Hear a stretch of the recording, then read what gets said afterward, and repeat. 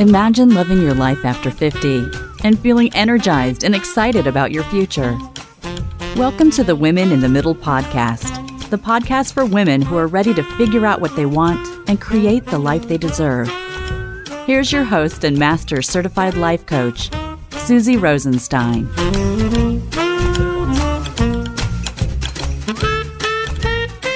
Hey there, welcome back to the podcast, Women in the Middle. I'm your host, Suzy Rosenstein, and I am so glad to be here with you again for this week's episode, which is going to be a little bit different.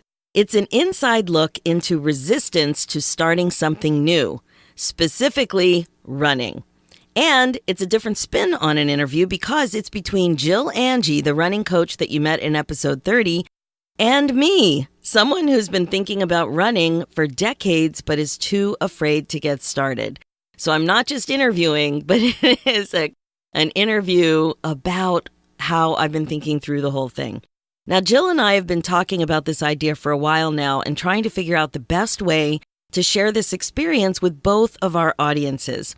It turns out that last week was perfect because we were both at a conference called Podcast Movement 2018. Yes, a convention about podcasts. It was awesome, and I can't wait to incorporate some of the new ideas into Women in the Middle. But the thing that was so cool was that I was actually staying with Jill, so the timing was perfect. We each did a Facebook Live in our private Facebook groups, and we also recorded this podcast interview.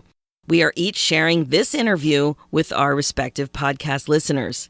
The reason is that the interview uncovers things that are relevant to each of our audiences. Jill's audience is full of runners and beginning runners, or another category, lurkers. That was me. I was one of those.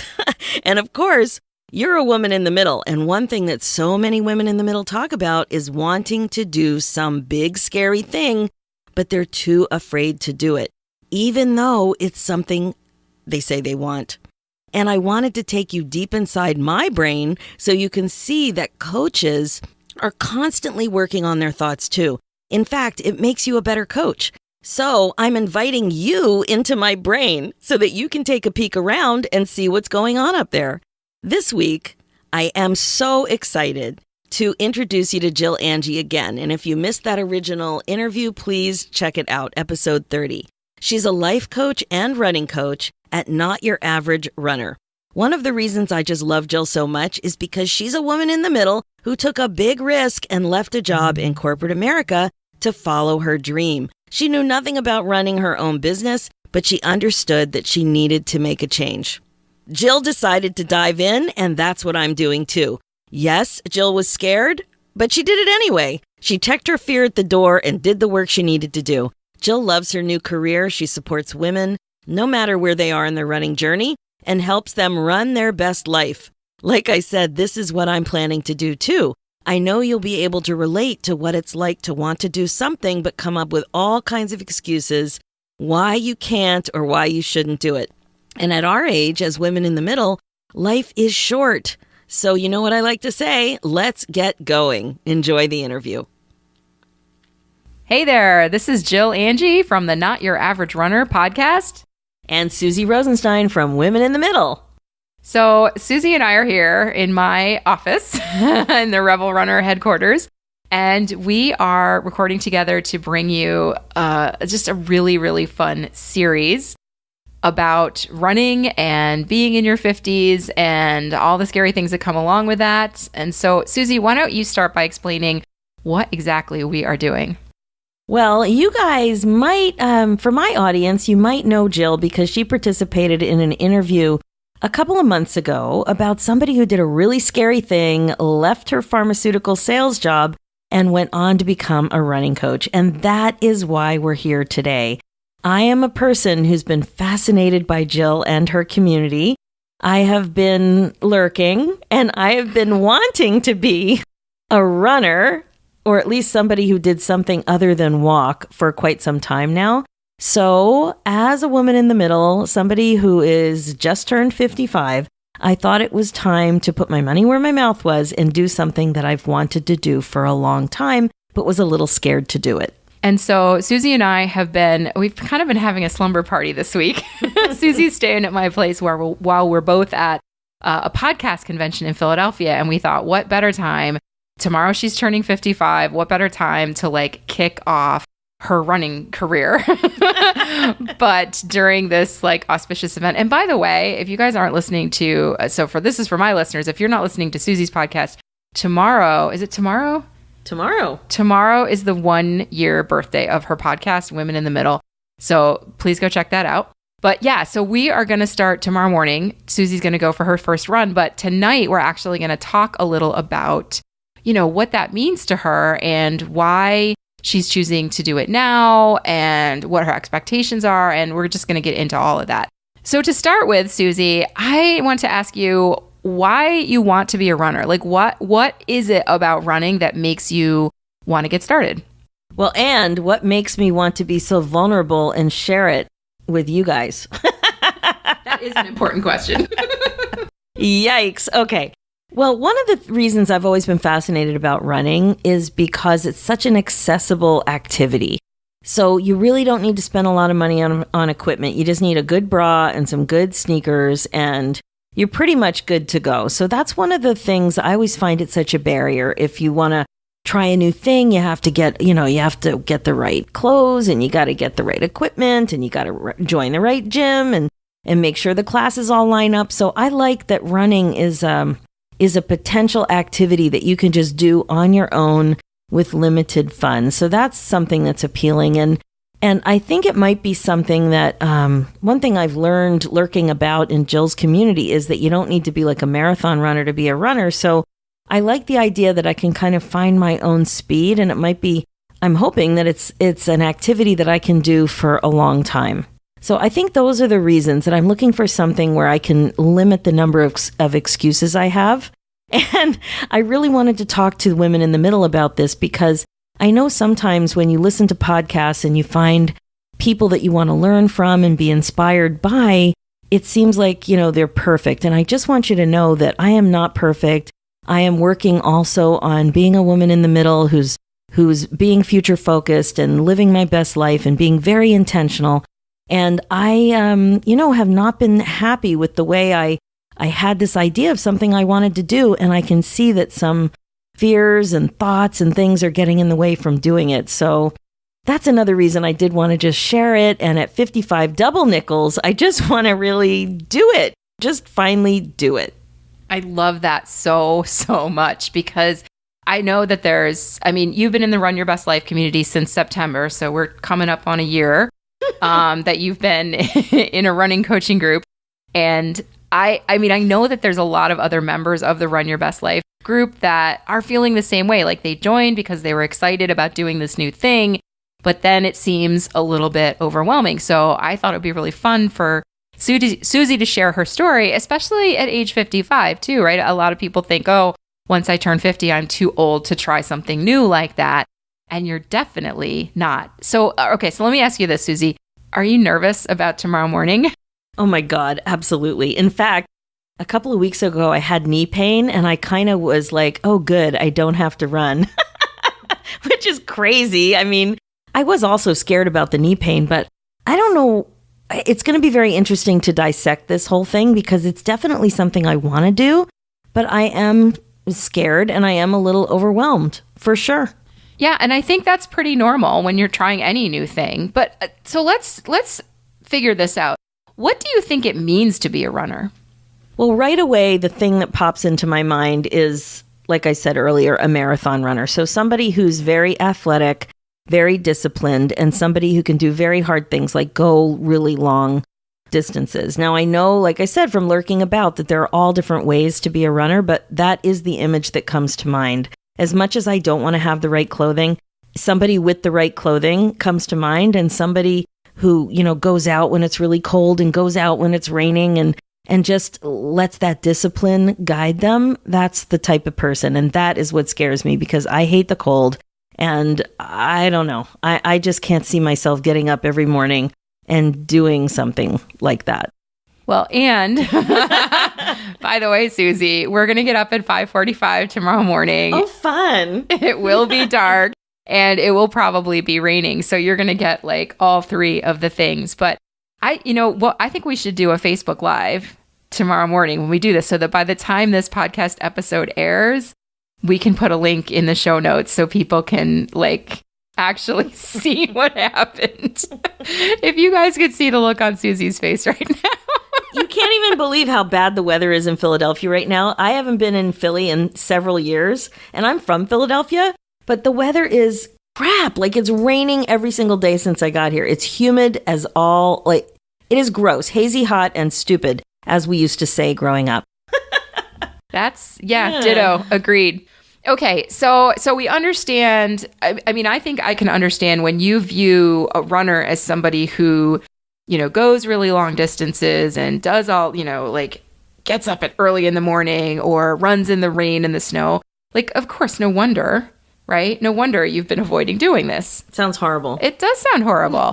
So what we're going to do is make this really easy for Suzy, which is what I do as a coach, is I make it easy for my clients to start running. And we're going to start out with some really easy intervals. We're going to run a little and walk a little and run a little and walk a little. And so that's just sort of a preview of what we're going to be doing together. But I kind of want to get back to, you know, you've had this idea for a couple years, because you and I have talked about you running for at least 2 years. Yeah, 2 years. I think. And then we talked about it. And then you joined Run Your Best Life in September. I bought a bra. She bought a bra. She bought an Enel bra because that's what you got to have.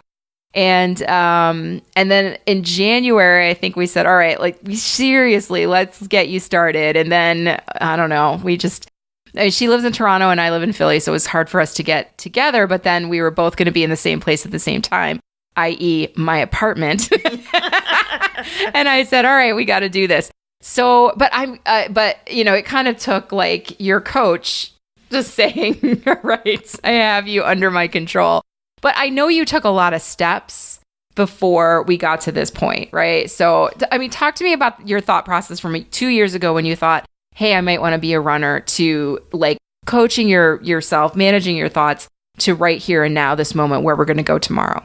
Okay, that is a really good question. And it's something that comes up on the Women in the Middle podcast all the time, because basically what we're looking at here is regret proofing, right? So I had an idea of something I was a little bit fascinated with. And as soon as I thought about it, I had all these thoughts that pop into my head that squished it down. They were basically dream stealers. That's what we talk about. So the first thing is, I'm too old. I don't want to get hurt. What if I look stupid? What if I fall? What if I hate the cold? What if I make a commitment and I can't keep up? What if I get into this running community and I look like a dork? What if I don't accomplish anything that is as good as what everybody else accomplishes?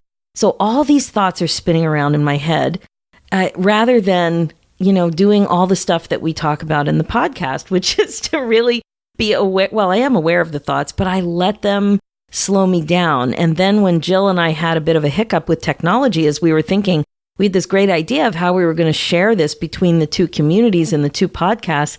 And we had a little bit of a technology hiccup, and I was so relieved. I was like, oh, good. I don't have to run yet. So one of the things was I bought the bra, because that was a big hurdle for me. I'm like, I can't stand when my boobs are moving around when I'm trying to exercise, and it's just so uncomfortable. So that's one thing. And Jill assured me that there's this beautiful Enel bra. Everything's locked and loaded. Everything's under control and comfortable, which is true. Yes? Amazing. Yes.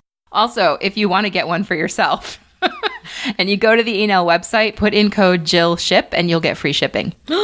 That's amazing. And they come in pretty colors. So that is a really huge tip. And then the other thing is, another thing that many of my clients tell me that they do, and you tell me if you also do this, is that you become an avid consumer. You start buying things, but you don't do the thing that you really wanted to do. So I bought Jill's books. I joined her running group. So I'm a running coach, and I haven't taken a run. I did buy the bra. I didn't use it for any other types of exercise, but I bought it. So I started, and my sneakers are fantastic and they match my bra. So I bought all this stuff and I started to feel like a fraud, but I was like inching my way into the community. And I still had this idea that it was something that I wanted to do, but I was secretly relieved that it was taking a long time. But then when the podcast movement convention came up, Jill and I were both very excited to go, and it was an opportunity to hang together and do some talking about our businesses, and I was able to get free accommodation, but I knew that the price would be I had to start running. I love that the price of admission is that you have to go for a run with me. I should just do that. That should be what everybody should have to do to stay at my apartment. And actually, it's funny. I mean, I know my followers know that I've been, I got my boyfriend to start running. And so the price of dating me also is apparently you have to become a runner. So be warned, all of my listeners out there that are like, oh, I'd really like to hang out with you sometime. Like, this is what will happen. No, we did walk the last 2 mornings at 6 a.m. So I was getting all warmed up. Yes, we did. We walked and we got Starbucks. So, I mean, Suzy, I think you actually did a really good podcast episode recently on sort of, what do you call it, being a grown-ass woman? That's right. Episode 56. Oh, I'm so glad you brought that up. So the idea is that sometimes you get these thoughts where you just want somebody to save you, or you don't think you're big enough or old enough or that you can handle whatever it is. And then you just kind of forget. And then it pops into your head. You're like, hey, I'm a grown-ass woman. I can handle this. So that's kind of what I've been thinking about running. It's like, hey, I'm 55. This is something I've wanted to do. I'm a grown-ass woman. I can figure out how to make it work on my own terms. Yes, you can. So, all right. So let's break it down. I mean, tomorrow morning, we're going to get up. Like, let's just talk about the logistics. So tomorrow morning, the alarm is going to be set for 5:45, and we'll get up, we'll get dressed, we'll have our clothes laid out the night before. I will inspect Suzy's gear to make sure it's appropriate, but I'm sure it is. And then we'll just get up, we'll get dressed, and, we'll have our phones charged the night before, and then we're just going to go out. We're going to, I live on the 4th floor of an apartment building, so we're literally just going to walk downstairs and go out the front door. And then we are going to take a 5-minute walk to warm up. And we'll start out, it'll be a leisurely pace, and we'll pick up the pace a little bit. And once we hit 5 minutes, we're going to start doing run-walk intervals. And so that's going to look like 30 seconds of a very relaxed jogging pace. Okay. Suzy's nodding her head emphatically here. Of 30 seconds of a relaxed jogging pace. And then we're going to walk for about a minute. And then we're going to do that 10 times. And then we're just going to cool down and go directly to Starbucks. So, see, you get Starbucks. I will buy you Starbucks at the end. How's that sound? Oh, fantastic. Thank you. I buy everybody Starbucks. So that's really what it's going to look like. So when I talk about it that way, tell me how you think and feel about that. Funny, I was very tense when you started to talk about it, but then I did relax. I like knowing, and one of the things I've learned with some of the thought work that I've done with my own self-coaching is that when you start to imagine all the elements and all the preparation of the thing that you're doing, you incorporate all of it into the actual thing that you're doing. So the running, in my mind, running is not just where you're picking up the pace outside and not walking, but it's everything that you're doing. So it is pulling your clothes out, it's having the bra, making sure you have socks, the gear, the sleep, the alarm, all of it. And because in my mind, another thought that pops in is that I'm too busy. So then when things that you want to do take longer, you tend to get aggravated, or I tend to get aggravated and frustrated, and it just builds up negativity. So I like the idea of thinking about the activity from the night before, all of the prep, and the fun coffee at the end of it. I like that. I finish every run with coffee. It's my little ritual. And I mean, you have rituals, right, that you do that are very comforting. And often I think doing something hard, when you follow it by a ritual that you really enjoy, kind of makes that hard thing more, it makes it more likely that you'll do it, but it makes you start to look forward to doing the hard thing because at the end is the reward. So let me ask you this, because you exercise. I know you exercise. So what kind of, when you exercise now, what do you do afterwards? You know what? I have not been that great about exercise over the last year. I haven't. I got out of my tennis habit, and I really only walk. So the walking is sneakers, socks. It's a fairly good walk. I have a large dog that a lot of you guys know, Nico the Noof. So he can't walk during the day. So it is usually at night. He can't handle the heat. But it's really just the walking, about an hour of walking regularly. That's amazing exercise, by the way. Okay, I was comparing it to I used to play tennis, and now I've gotten out of the tennis habit. Of course, I am still paying for my gym membership. I love to consume.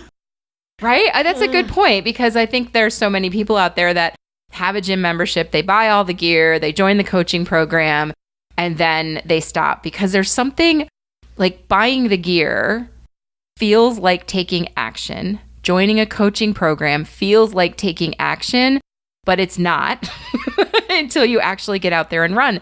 And I think what happens is we do all these things and then we don't use them, and then we start to feel guilty, right? We think, oh, I'm wasting my money, or I'm doing, I'm such a failure because I haven't done this thing. And we feel guilty. And when we feel guilty, we are much less likely to take action. So I just want to encourage if you're out there, if you're like resonating with Suzy's story right now, you've done these things, like it doesn't have to be a big complicated thing. Tomorrow's workout from beginning to end, not counting the Starbucks, will be 25 minutes. So we're going to walk for 5 minutes. Then we're going to do 15 minutes of 30-second walk, 30-second run, 1 minute walk. And then we're going to cool down for 5 minutes. So literally the main part of the workout is only 15 minutes. I love that you broke it down that way, Jill. I like that. And I'm feeling better about it every second we talk more about it. Plus, you'll get to gossip with me the whole time. So that'll be super fun. Okay, so I have one last question for you. And that is, what advice would you give to somebody else in your position right now that is, has done all these things and is kind of like, yeah, but... Okay, that's a great question. And I know that this is really relevant for anybody in the Not Your Average Runner community, and also the Women in the Middle community. So basically, the main advice is to be aware of what you're thinking. So the feeling is definitely resistance for me, but it's something negative. So basically, if you want to know what is going on in your mind, just look around.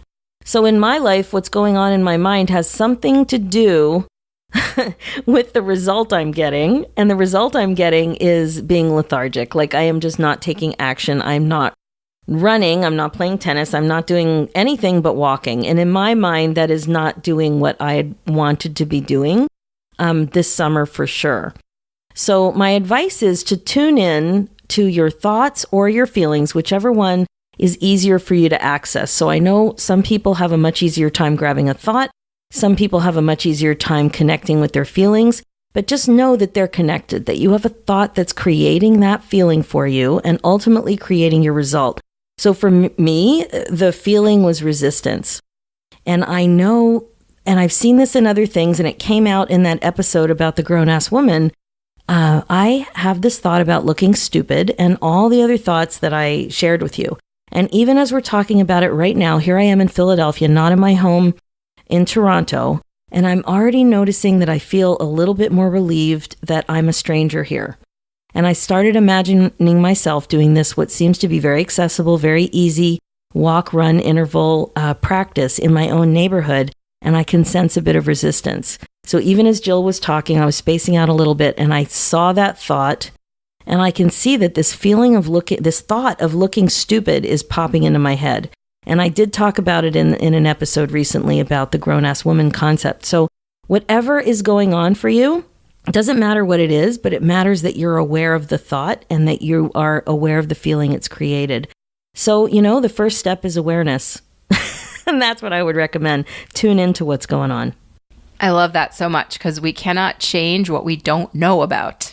And that's kind of it for us today. So here's the deal. We're going to take Suzy on her first run tomorrow, and you can follow her shenanigans on Facebook, on Instagram. We're going to use the hashtag #RunSuzyRun, and Suzy is spelled Suzy. So if you go to Instagram and just, search for hashtag #RunSuzyRun, you can follow her journey, or you could just follow her on Instagram. What's your Instagram handle? My Instagram is Midlife Coach for Women, and it's Midlife Coach #4 Women. And on Twitter, it's Suzy Rosenstein, the 50s Coach. I'm so impressed that you figured out Twitter because I have not yet. So I'm going to coach you on running. You're going to coach me on Twitter. Twitter scares me. I have many thoughts and feelings about Twitter. Okay, so we know where to find you on Instagram and Twitter. And what we're also going to be doing is popping into each other's podcasts over the next several weeks as this happens. So we're just going to, do a 5-10 minute catch up. And so you can, keep listening to my podcast, keep listening to Suzy's podcast to follow along. And then also Suzy's going to be doing a little Facebook Living here and there in the Run Your Best Life group. So if you join the Run Your Best Life coaching group, you can actually watch Suzy's Facebook Lives in that group. And then, Suzy, you have a Facebook group too, where people can kind of connect with your progress. What's that group again? The Facebook page is the Midlife Coach, and the Facebook group is a private group, and it's Regret Proofing 101. And I would encourage anybody in my groups, anybody else who's interested in taking this journey with me, please reach out to me. And Jill, if you could, you have a guide that's free. Maybe you could mention that download, because that might also help people just get their head around what we're doing. Yeah, actually, that's a great point. So if you go to notyouraveragerunner.com, there'll be a little pop-up right there that says, hey, if you're ready to get started running, you can download my free 6-week guide. And what'll happen is I'll send you a free 6-week training plan that'll kind of get you off the couch, up and running in a way that feels good to you. And you'll actually get an invitation to join my Facebook group, where you can connect with all the other Not Your Average Runners, and Suzy's in that group as well. Yes, and in Regret Proofing 101, I am going to be talking about this, and if anybody is in that group or wants to join the group and participate with me, that would be great. I would love a running sister. Yeah, and so make sure if you are going to join Suzy, hashtag #RunSuzyRun on Instagram so that we can find you.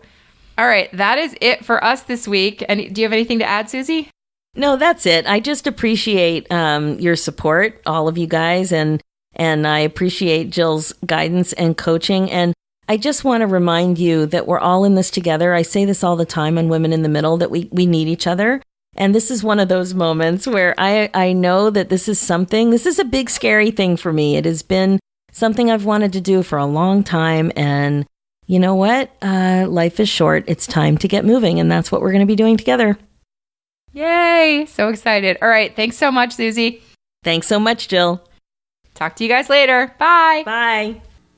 That's it for this episode. If you like what you've heard, just head over to the Women in the Middle podcast on iTunes and leave me a review. I can't even tell you how much I appreciate that, and it really does help other women in the middle find this podcast. Check out the show notes with more information about how you can get Jill's free 1-week Jumpstart running program and other links too at www.suzyrosenstein.com. Also, while you're on my website, if you haven't done so yet, make sure that you grab your copy of my free ebook, 10 Simple Ways to Bust Out of Your Midlife Funk. This will totally help you get going too. Let's do this, ladies, one scary goal at a time. Thanks so much for listening.